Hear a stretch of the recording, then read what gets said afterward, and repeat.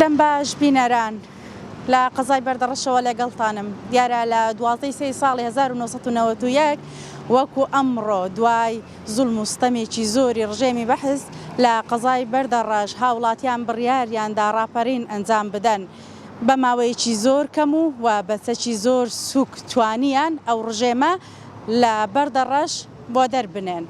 من ئێستا لەو شوێنەم کە دەگوترێ ڕاپەڕینی لێ ئەنجامدراوە و توریستکەی ڕاپەڕین بووە و دەمەوێ لەگەڵ یەکێک لە باشداربوانی ڕاپەڕین قسە بکەم. ئاخۆ ئەوان چۆن بوو بیریان کردەوە کە ڕاپەڕین دژی ڕژێمی بەعز ئەوەندە ترسناک ئەنجام بدەن و ئایا ئەوان لە دەستکەوتەکانی ڕاپەڕین رازین؟ لێرە مام سعید گەرزەم لەگەڵە یەکێکە لە بەشداربوانی ڕاپەڕین. مام سعید ئەگەر بیتە ئێرە سڵاوت لێ بێم. لە ڕۆژێکی وەکو ئەمڕۆ ئێوە بڕیارتاندا کۆمەڵێک کە ڕاپەڕین ئەنجام بدەن چۆن بوو؟ نەترسان؟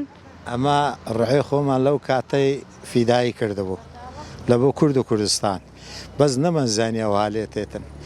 ئەمە چۆن بوو بیرتان کردەوە کە ڕاپەڕین ئەنجام هێوارێ ضابطەی مخابەراتی مەسیفی لەگە ضابطەی ئەمنێ کوڕێ سەید ئەحمەدێ چەمای بە مەنزەلێ دەربازی کردبوو لێرێ هەڵاتی بین هاتنە ئێرە سەعات چاری هێواری هاتنە ئێرە.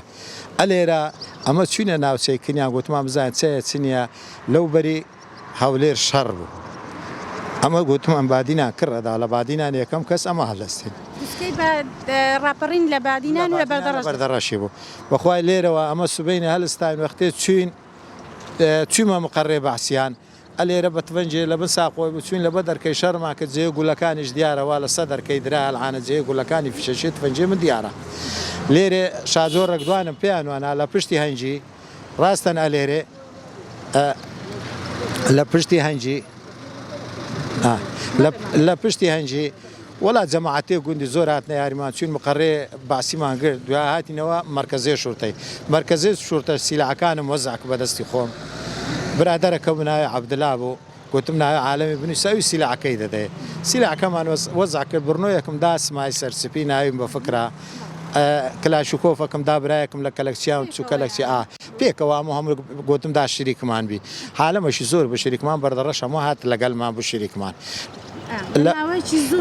زۆر کەم لە پشتی هەنجی مام عادل هات ئەویش مەجموعە کەسێک لەگەلی بوو لەگە کەونە باشی دەتوان بڵێنەوە پێکەوە توانیتان پێکەوە بوو پێکەوە وەڵا لەگەل یەکەوانیش هاتن فەوجێکی جاشان لێرە بودایە بە تڤەنگان وەڵا فەوجەکە ڕایان کرد بە بێ تەقا هەلات نەمووسڵ وەچی چوینە مووسڵ بەردەڕەش ئازاد بوو.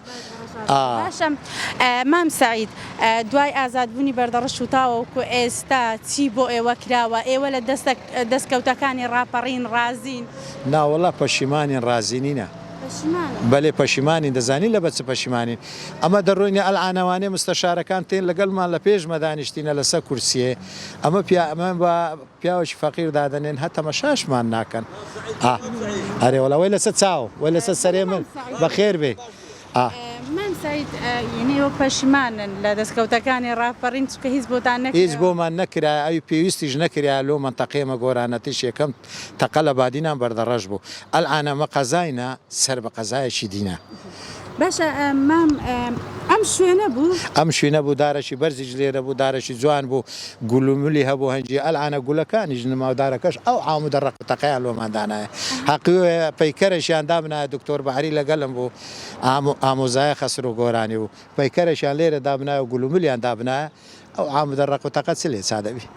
کەواتە لێرە تۆ باس وەک خۆت دەڵێ ئەگەر هاوکارم لەگەڵم بێ ئەزدان ئێرە شوێنی ڕاپەڕینەکە بوو وەکو مام سعید باسی لێ دەکە کە بەشداربووی ڕاپەڕینە ئەڵێ لە جیاتیەوەی دارێکی لێبوو هەندێک گوڵ و گوڵزاریشی لێبوو دەڵێ دارەکەیان لێ کردوتەوە و گوڵەکانیان ژنەهێڵا و ئێرەیان سەبە کردووە و عەمودێکی کارەباییان لێداناوە.